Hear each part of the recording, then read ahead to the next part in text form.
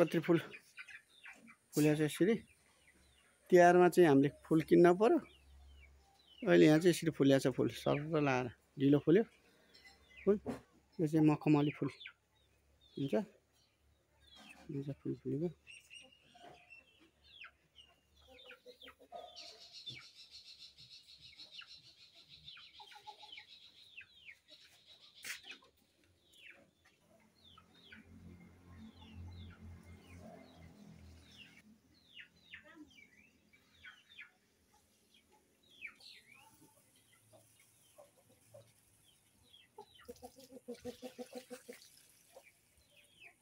Hello साथीहरु, जो जोलोपा नमस्ते। एरिस्टेट ब्लग र न्यू भिडियोमा यहाँलाई स्वागत छ। आज चाहिँ हामी दसैँमा को खसीको मासु बाँकी थियो, त्यो बनाएर खान्छौँ। किनभने अब माछाहरू धेरै थियो दसैँमा, अनि तर डिप फ्रिजमा राखेको। अनि थोरै एकैचोटि पकाएर पनि बिग्रिन्छ, अनि थोरै अड्कालेर खाने हो। अहिले चाहिँ हामी आज त्यो खसीको मासु, दसैँको खसीको मासु कस्तो भयो चाहिँ डिप फ्रिजमा राखेको छु, हेर्दैछु। अब हेर्नु होला। अब म चाहिँ त्यो निकाल्छु। यहाँ चाहिँ एउटा लोफर छ, अनि साइकल यहाँ राखेको छु। यो खाइन्छ। अनि तिहारमा चाहिँ टिका यही रुममा लगायो। ओहो, बिमिरा कुहिएछ बेसिकन। बिमिरा कुहिएछ।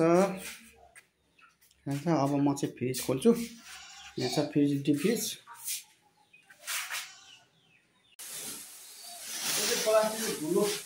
धुलो पर्छ त फ्रिजमा चाहिँ।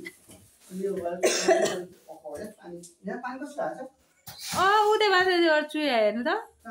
ओहो, पानी चुहिँदो रहेछ त्यहाँबाट। यहाँ पल परेर जस्ताको काटी हाल्दाखेरि अनि त्यहाँबाट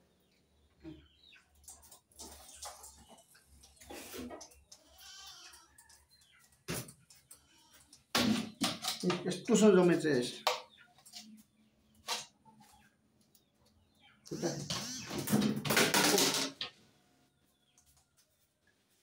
यो चाहिँ बदलको मासु, बङ्गुरको मासु हो। यो बिहानै बन्द गर्नुपर्ने नि। ओहो या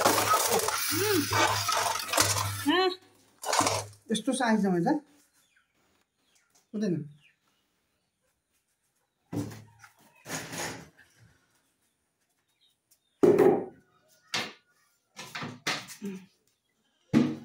अब यसलाई यहाँ अफ गरिदिनु पर्यो। लास्ट आइसकेको छ। त्यो चाहिँ बसी अन्त यो चाहिँ तिहार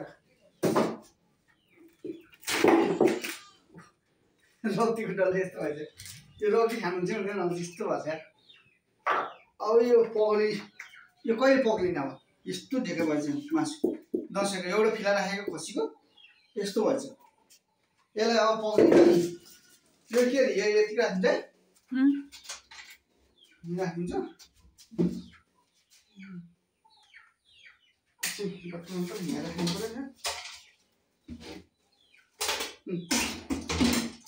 यो चाहिँ बङ्गुरको यस्तो भइरहेछ।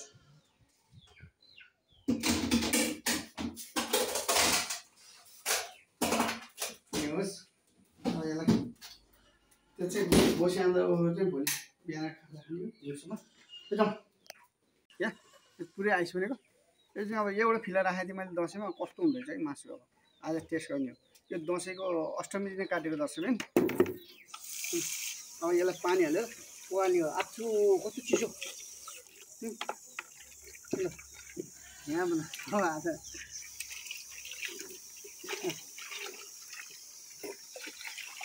पक्लेको छ।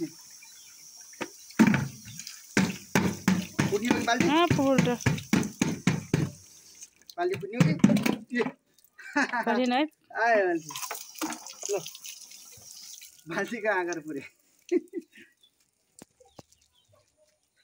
ओहो,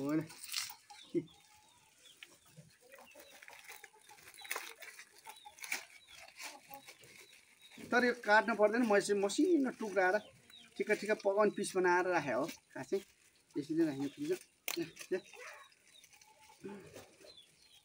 हुन त विदेशतिर यसरी नै खाने हो हामीले त। उयो ओहो, यस्तो बेलाको मासु यता हो भने, तर विदेशतिर कति वर्ष पछाडि खानुपर्छ।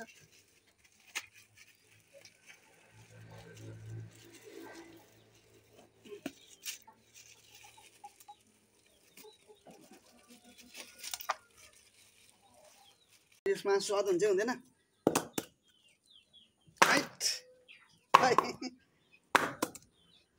दसैँको मासु दसैँको मासु त यस्तो भएछ आज कति भयो आज 1 महिना नि बढी भइसक्यो नि कार्तिकको आज 18 गते भयो हामीले दसैँमा अष्टमी दिने काटेको राखेको मासु यो खसीको मासु छिप्पेको खसी थियो अनि धेरै भयो त्यो बेला पाहाडको मासु पनि थियो अनि यो अनि माछा पनि खायौँ यसो भोजहरू गर्दाखेरि दिन नमिदिन भोजहरू गर्दाखेरि माछा पनि खायौँ अनि यो चाहिँ बसेको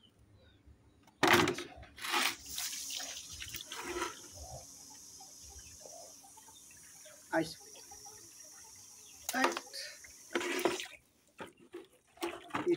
बल्ल मासु आकार बन्दै खाइ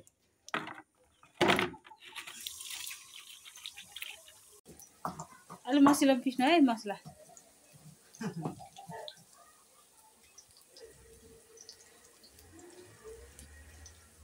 मसला चाहिँ यसरी हातले सोधेर अनि यसरी हातले सोध्यो मसला चाहिँ मैले कतिपय कता लोटा पानी कता लोटाको ए हेर्नु कतिपय साथीहरूले चाहिँ मसला पिन्छ अनि चम्चाले खराक खराक खराक खराक बनाएर अनि फ्याट गरेर त्यति छोटो छोटो तर कस्तो होइन यो मसला अब जस्तै यहाँ अलि यता लिएर आऊ त यस्तो गर्ने मसला पिसिसकेपछि यहाँ पखाल्ने यहाँ रोलपल हुन्छ नि त यो रोलपललाई चाहिँ यसो स्वाद यसरी पानी हाल्ने यस्तो पनि बल्ल एउटा पखालियो हाम्रो चाहिँ यो यहाँबाट हालेर पानी जाने यता पाइप हालेको छु मैले सफा ल यस्तो सफा गर्नुपर्छ यो चाहिँ मसला पिने यो चाहिँ पिने मसला आज मैले पकाउन लगाएको छु तरकारी इन्दिरालाई चाहिँ अलिक जान्छन् दुई सन्चो सन्चो बनाएको छ अनि ठिकै छ म पकाउन तरकारी भनेर मैले पकाउन लाग्छु अब हाल्नु पर्ला है यो चाहिँ छुट्याउनु सक्यो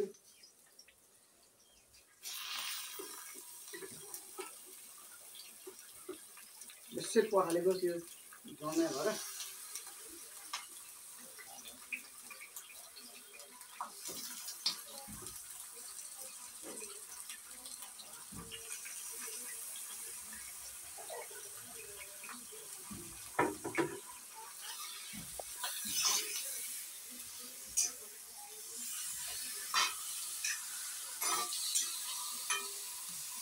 आफै पकाइदिन्छ अहिले यो अब आफै पक्रिन्छ अलि पक्रिसक्यो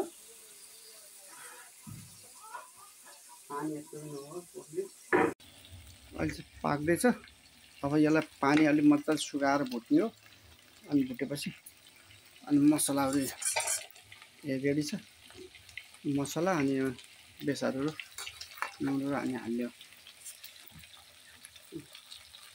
पाक्दैछ सिधै चलाएर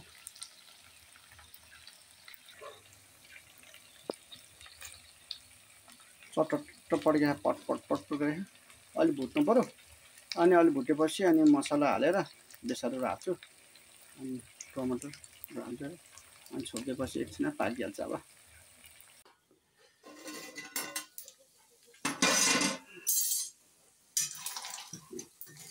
दामी पड्केको छ अब मैले बेसार हाल्छु यसलाई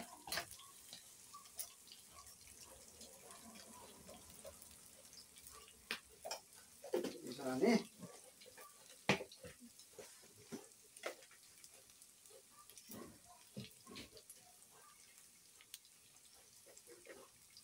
नुन हालेँ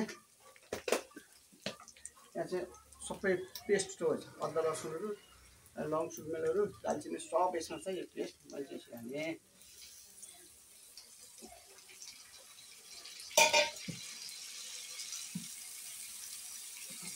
यसरी हाल्छु जानेपछि दाना चाहिँ पाक्छ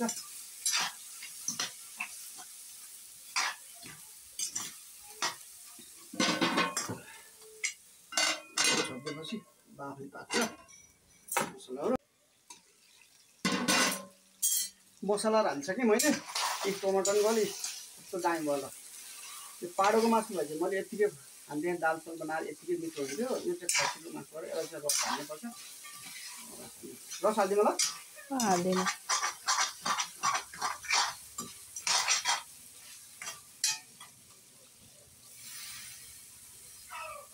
कति हाल्नु होला अहिले हाल्नु न भोलिलाई शुद्ध भनेर धेरै हुन्छ नि त यो अब मजाले कति छर्कायो तर छोड्न सबै हुन्छ होला छोप्नु न खोरहरू पर्छ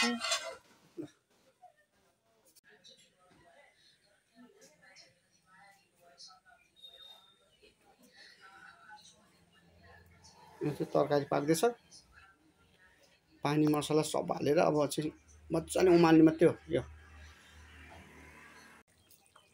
पाकिसक्यो तरकारी पनि मजाले उम्लिसक्यो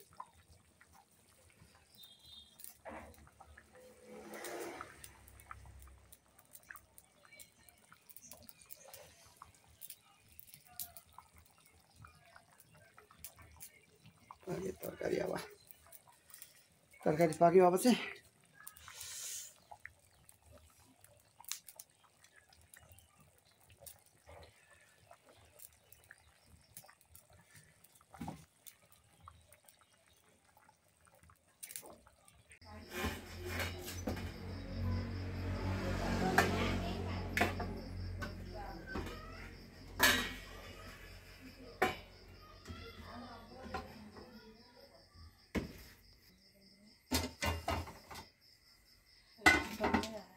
यो बाबुलाई खाने चाहिँ मेरो बाबा हालेर राख्छु आउँछु भने हो चुस्ने म भित्र मासु सुकिसक्यो ल सुके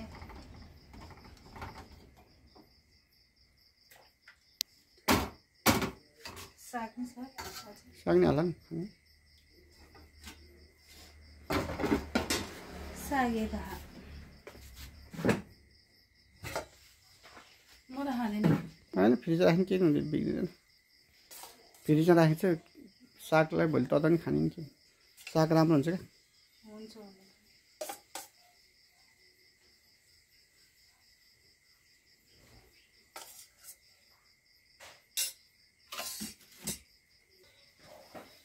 यो चाहिँ इन्दिराको भाग हो यो चाहिँ मेरो भाग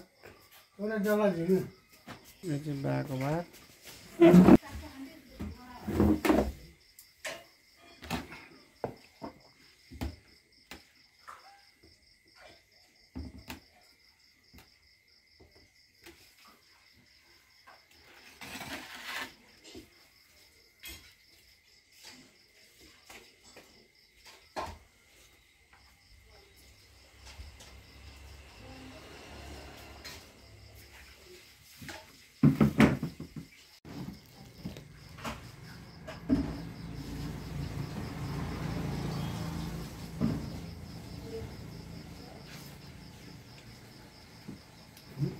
दामी भएछ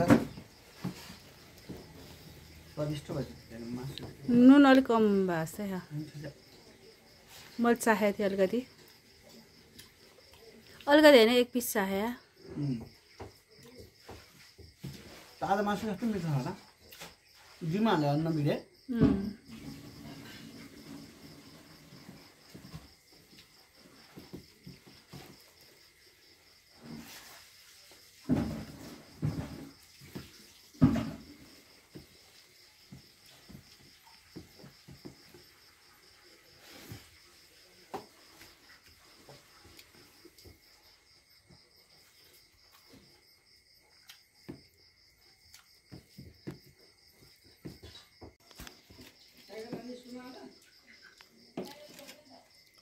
हामी चाहिँ अलग अलग टेबलमा बसेका छौँ यो चाहिँ बाबु होमवर्क गर्ने टेबलमा चाहिँ इन्दिरा बसेको छ अनि यतापट्टि टेबलमा म बसेको छु उतापट्टि अर्को टेबलमा बाबा बस्नु भएको छ एक नम्बर टेबलमा बुवा दुई नम्बर टेबलमा बाबुको बाबा अन्त लास्ट टेबलमा चाहिँ बाबुको मम्मी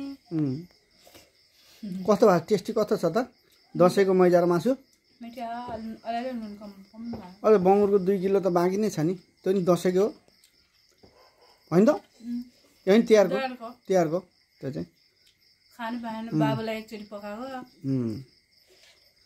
सन्चो भएन बाबुले खानु मजा